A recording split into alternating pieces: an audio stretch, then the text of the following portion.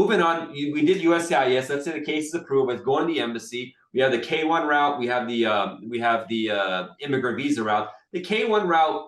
This is where historically it would be faster for a K-1 visa because they would schedule the K-1 fiance visa interview faster than they would for a green card interview. Because if you're doing a green card, if you're doing a fiance visa, you still have to come to the United States and do adjustment of status. So there's more work to be done. And the embassy says, well, let USCIS deal with that. We'll just do the main stuff here. But if you're married, they have to finish it off there. So it takes longer to get the interview because there's more stuff that has to be done there. So right now, though, it's not that much of a difference because there's so many delays with the fiance visa that you're not really capturing that much time saving as opposed to how much it's going to cost extra to do a fiance visa. So again, 9 out of 10 times, I've mentioned this in a lot of videos, we don't do the fiance visa, we go the marriage route. But I wanted to talk about that fiance, put that out of the way because the main thing is the marriage green card cases. So when you do a marriage green card case, the case first goes to a group called the National Visa Center, and they collect the documents related to your case. Now, there's some delay baked in that cake right there. Could you talk about documentary qualified DQ and how the timelines on that have recently kind of sped up and how it usually was? Yes, so here, this applies only to marriage cases. So once your petition is approved by USCIS, the next step is National Visa Center. At this stage, you need to present a bunch of documents, like birth certificates, police certificates, and a lot of other things. And once you get this done, to do immigrant visa application. Once you get this done, National Visa Center tells you, okay, your case is ready for interview, meaning your case is documentarily completed or qualified. Okay. After that, you wait they put you in a line at your particular U.S. embassy in your home country that you're gonna wait for your visa interview. Again, and it depends on the country. So we're talking about the processing timelines here. All right. So if it's going to be Europe, you may wait for like a few months. If it's Pakistan, delays are crazy at the Islamabad right now. Okay. Yeah. So again, going back to what is faster in 2023, fiance petition or marriage case, again, it depends on your country. If you still have to go through the embassy with both these routes. Okay. And even if, for example, your fiance petition can take more time at the first step, USCIS step, right? But it still can save you a little bit of time at the embassy. But again, if embassy, you have to wait for 2 years at the embassy, that does not save you anything. So it's very, very country specific. Yeah. So kind of backing up, the documents qualified portion, it was taking National Visa Center like 2 months to even review the documents submitted. Recently, it's come down to a couple of weeks. It may go faster, slower and stuff. So that kind of sped up things. But the Department of State, the last 2 years, they started releasing this monthly information, how many cases are documented qualified, which means they're ready for an interview, but they're pending an interview. Last year, there were 388,000 cases, they said this time. But right now, there's 439,000 cases that are documented qualified at the National Visa Center. They're ready for an interview, but no interview scheduled. It's a mess. And so you got to be really mindful of that delay that exists there. And as Anya said, if you're in Pakistan, there's just no timelines because they're just not doing interviews for the most part, unless it's an emergency case or an expedite. But we have cases in Belgium and Germany and in Netherlands. They're processing very normal. India, Iran, Pakistan, large segments of the world, massive delays. There's lawsuits some people are doing. They're suing them for delays. And what's bad is after you do your interview, some countries and some people get a thing called administrative processing where they got to review the case and analyze it more. And that causes more delays. So a lot of times people sue them there too with these lawsuits. So that's something you got to look into if there's delays are unbearable with regard to getting an appointment and after the appointment, getting the visa decision made. Now, if you have visa retrogression, which means they can't even issue a visa because the line is too long, they can't give it to you, you can't sue on that. But again, it's for unnecessary delays. That's something you can look into. But it's mostly bad news, unfortunately. Again, other than if you're privileged and you live in Northern Europe, the timelines aren't too bad. But for large chunks of the world, it's not the case. Now, okay, so that's National Visa Center, the Department of State kind of stuff. What if someone's in the United States, they do adjustment of status, the process for getting a green card in the United States, typically they file the I-130, I-485 together. What are timelines you're seeing on that whole process, Anya?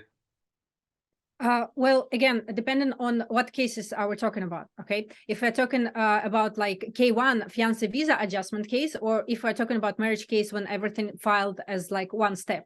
So Yeah. fiance visa cases, I would say again, depending on the case, at least 6 months up to 1 year, depending on your local field office.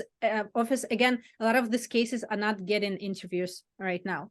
Okay, with if we're talking about marriage cases here, sometimes we see cases get approved within 1 or 2 months, and some Yes, cases nuts. are, Now these yeah, are, you say they don't here interview, doing interview or waivers. They're just not having couples come in and just say, listen, we'll just approve the case and that's it. And recently, like it's I mean, it's wonderful, but it's kind of frustrating because you have cases where people are pending for like 9 months, a year, nothing's happening. Newer cases, they're getting approved in like 1 or 2 months.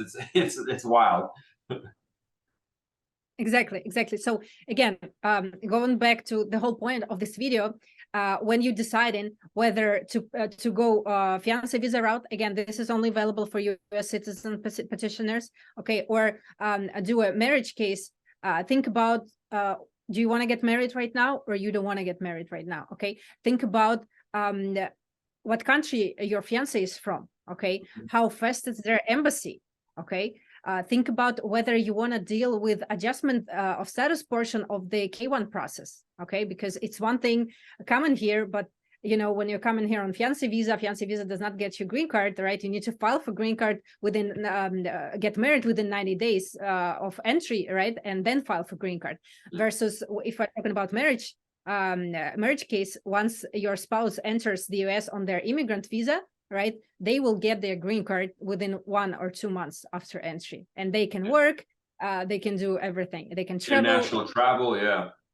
Exactly. And while K1 applicants, fiance visa applicants, they're kind of stuck here for the adjustment of status portion. Okay, yeah. So really, when thinking about this decision, you have to think about all these factors. And again, even if USCIS takes more time now to adjudicate fiance visa cases, it doesn't necessarily mean, you know, that the two-step will take more time. So what is more important for you, to bring your fiance here faster, you know, or to bring them here with the like full green card, you know, when they're free to do what they want? So it's really a personal decision that you want to make. Yeah, so much extra stuff, fiance visa, cost of refiling more stuff, and the delay the work permit and travel. It can get really frustrating. So typically we err, unless the couple just met each other yesterday. I'm like, well, it's better they get engaged and go through the process. Typically we go the marriage route. Sometimes they can't get married, which I just did a video on our YouTube channel. You can check it out.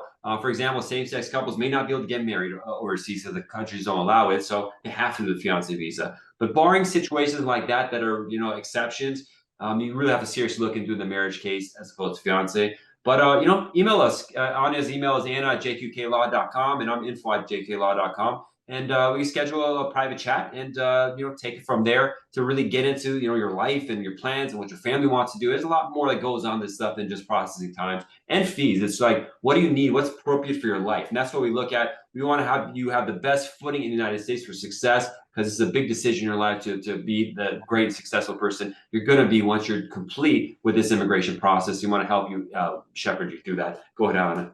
One last note, last year in September, USCIS released their plan that they, by September 2023, they want to have all the immediate relatives petitions, which is I-130, a fiance visa petition, to be adjudicated with the USCIS within 6 months.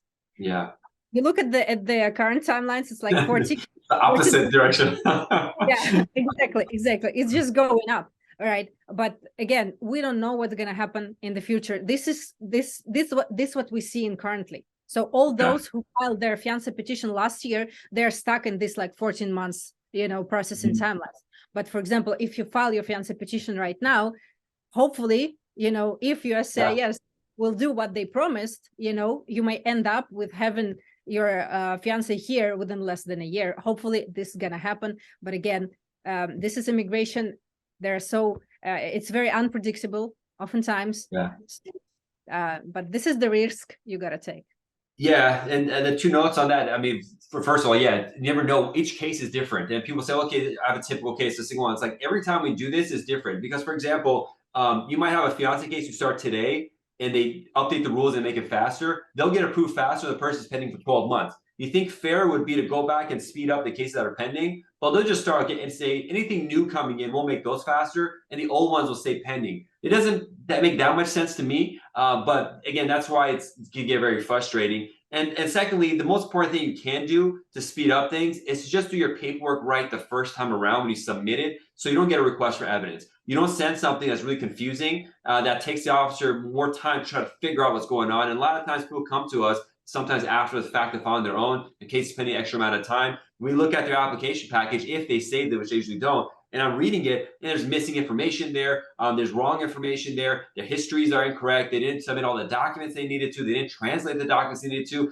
Well, that causes unnecessary delay. Let's spend extra, 2 weeks, 4 weeks ahead of time, get this all in order, so when the officer gets the package, they know everything's there, that's easy for them to just look it over really quick, get it done, and that can save time, and with the National Visa Center as well, not just USCIS. So that's the goal. I have someone who's been there. We do this all the time, especially marriage fiance cases. Primary focus of our team here, because we love helping couples in this, in addition to people with extraordinary ability and people investing, starting business. But marriage is a really key part. I love doing it, helping couples. So if you're interested, best to contact Anna. She's a pro at this. Anna@jqqlaw.com. Thank you, everyone, for watching this general information guidance kind of show. We'll have more updates, more videos. Like and subscribe and ring that bell if you're watching on YouTube to get the updates, because it's something we have to every 3 months essentially do, because these things change so dramatically constantly. But this was an update. We're recording this in early April of 2023. Hope to see you all soon. Bye-bye. Thank you so much. Bye-bye. Thank you for watching this educational program. To get the latest videos, click the subscribe button and the notification bell icon. Also, help us help the immigrant community by liking this video and sharing it with your family and friends. You can also find us on other social media sites like Instagram, Facebook, TikTok, LinkedIn, and Twitter, where you find the latest updates on immigration news, policy changes, and tips. Be safe and God bless. See you soon.